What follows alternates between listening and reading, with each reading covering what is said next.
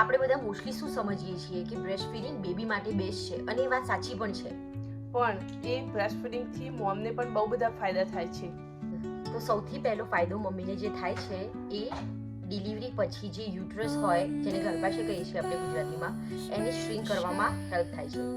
તો સાયન્ટિફિક રીતે જ્યારે મોમ બ્રેસ્ટ ફીડિંગ કરાવતી હોય ત્યારે મોમની અંદર ઓક્સિટોસિન નામનો એક હોર્મોન રિલીઝ થાય છે. એનાથી મોમની અને બેબીની બોન્ડિંગ તો વધે જ છે, પણ એના સાથે સાથે જે યુટ્રસ હોય ગર્ભાશયની શ્રિંક થવામાં પણ મદદ કરે છે. અને બીજો બહુ ઇમ્પોર્ટન્ટ ફાયદો કે પોસ્ટપાર્ટમમાં જે બ્લીડિંગ થતું હોય ને મોમને, એમાં બ્રેસ્ટ મિલ્કના લીધે કંટ્રોલ જલ્દી આવી જાય. યસ, કારણ કે યુટ્રસ કોન્ટ્રાક્ટ થાય એટલે બ્લીડિંગ ઓછું થાય અને એના લીધે રિકવરી ફટાફટ થઈ જાય. અને બીજી વસ્તુ તો આપણને બધાને ખબર જ છે કે તમે જ્યારે બ્રેસ્ટ ફીડિંગ કરાવતા હોય ત્યારે મોમને ઘણી બધી કેલરીઝ બર્ન થાય, તો એના લીધે એવું થાય કે તમારું વજન ઓછા થવાના ચાન્સીસ વધી જાય, but it's not always true. Yes, એમાં કેવું થાય કે બધાની બોડી પ્રમાણે હોર્મોન અલગ રીતે વર્ક કરતા હોય, એ રીતે જ્યારે બ્રેસ્ટ ફીડિંગ કરાવતા હોય એટલે કેલરી તો બર્ન થવાની જ છે 100%, પણ એનાથી સ્લિમ થઈ જાય એવું જરૂરી નહીં હોતું. કોઈના બોડી અને એમના હોર્મોન એ રીતે કઈ રીતે એના સામે ઇમ્પેક્ટ કરે એના ઉપર ડિપેન્ડ કરે. એટલે તમારે જાતના પ્રેશર નહીં કરવાની કે કેમ સ્લિમ ના થયું, એ ઓલરેડી કેલરી તો બર્ન થશે જ તમારી. અને આપણને ઓલરેડી ખબર જ છે કે ઓક્સિટોસિન નામનો હોર્મોન જ્યારે બ્રેસ્ટ ફીડિંગ કરાવતા હોય ત્યારે મોમના બોડીમાં વધી જાય, તો એ કે હેપી હોર્મોન છે, એટલે થોડી કામ ફીલ થાય મમ્મી જ્યારે બેબીને ફીડિંગ કરાવતી હોય ત્યારે. અને એટ ધ સેમ ટાઈમ જ્યારે બ્રેસ્ટ ફીડિંગ કરાવતા હોય ત્યારે મોમ અને બેબીનું બોન્ડિંગ બહુ મસ્ત હોય, એના લીધે મોમ એકદમ કામ અને મેન્ટલ પીસ બી મળે જ્યારે બ્રેસ્ટ ફીડિંગ કરાવતા હોય ત્યારે. પ્લસ એક મસ્ત કનેક્શન થાય બેબી જોડે. એના લીધે ઘણી મોમ જે પોસ્ટપાર્ટમ એન્ઝાઇટી અને ડિપ્રેશનમાં જતા હોય ને એના બી ચાન્સીસ બહુ ઘટી જાય. અને બ્રેસ્ટ ફીડિંગ કરાવતા હોય એટલે મોમ માટે એકદમ ઇઝી થઈ જાય. ગમે ત્યારે બહાર જવાનું હોય તો she doesn't have to carry any bottles કે સ્ટરલાઇઝર કે કશું જ ટેન્શન નહીં, રાઈટ?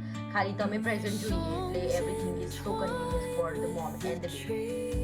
યસ, અને બીજો એક પ્લસ પોઈન્ટ છે જે ઘણા લોકોને ખબર નથી હોતી કે લોંગ ટર્મ હેલ્થ. એ જ્યારે બ્રેસ્ટ ફીડિંગ કરાવતી હોય મોમ ત્યારે લોંગ ટર્મમાં મોમના અમુક ફાયદા થાય.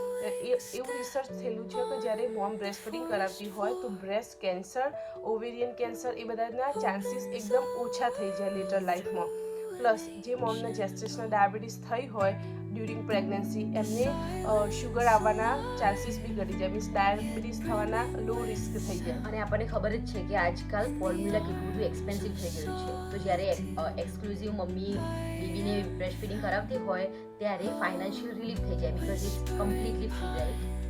યસ, પ્લસ એક બીજો પ્લસ પોઈન્ટ છે જે વેરી ઇન્ટરેસ્ટિંગ છે કે જ્યારે બ્રેસ્ટ ફીડિંગ કરાવતી હોય મોમ ત્યારે એના જે પીરિયડ આવવાના હોય ને ડિલિવરી પછીના એ ડિલે થઈ જાય. કારણ કે જ્યારે બ્રેસ્ટ ફીડિંગ કરાવતા હોય તમે એક્સક્લુઝિવલી, મીન્સ બીજું કોઈ બહારનું ફોર્મ્યુલા એવું ના આપતા હોય અને એકલું બ્રેસ્ટ ફીડિંગ બેબીને ફીડ કરાવતા હોય ત્યારે ઓવલ્યુશન ડિલે થાય, એના લીધે પીરિયડ બી લેટ આવે. અને બ્રુટલ ટ્રુથ એ છે કે breast feeding is not always easy. અને આ પાર્ટ બહુ ઇમ્પોર્ટન્ટ છે, બિકોઝ સોશિયલ મીડિયામાં આજકાલ જે બધું બતાવે છે it's very easy to learn for mom, but આપણને તો ખબર જ છે કે એટલું બધું ચેલેન્જિંગ છે એક મોમ માટે breast feeding. Yes, breast feeding શીખવું એક સ્કિલ છે અને ટાઈમ લાગે. જ્યારે ન્યૂબોર્ન બોર્ન થાય અને મોમ બી બધું શીખતી હોય ત્યારે બ્રેસ્ટ ફીડિંગ શીખતા બહુ વાર બી લાગે અને બહુ બધા અમુક હોય પ્રોબ્લેમ્સ, લાઈક તમારા નિપલ ક્રેક થઈ જાય, પછી ઇન્ફેક્શન થવાના ચાન્સીસ થાય, તમારો સપ્લાય ઓછો હોય કાં તો પછી વધારે હોય, જે નર્વ્સને જે બધું હોય એ બધું પેઇન થાય, કોઈ વાર ડક્ટ હોય ક્લોગ થઈ જાય, એ બધા જે પ્રોબ્લેમો હોય એ તમારે ફેસ બી કરવા પડે. પણ જો તમે બ્રેસ્ટ ફીડિંગ કરાવતા હોય તો બેસ્ટ. પ્લસ જો ઇફ તમારે બ્રેસ્ટ ફીડિંગ કોઈ કારણસર ના થયું હોય ને તમે બેબીને ફોર્મ્યુલા ફીડ કરાવતા હોય, ઇટ્સ ઓકે ટુ. અહીંયા કોઈ જજ કે કોઈ પ્રેશર કે એવું કશું કંઈ કરવાની જરૂર નથી.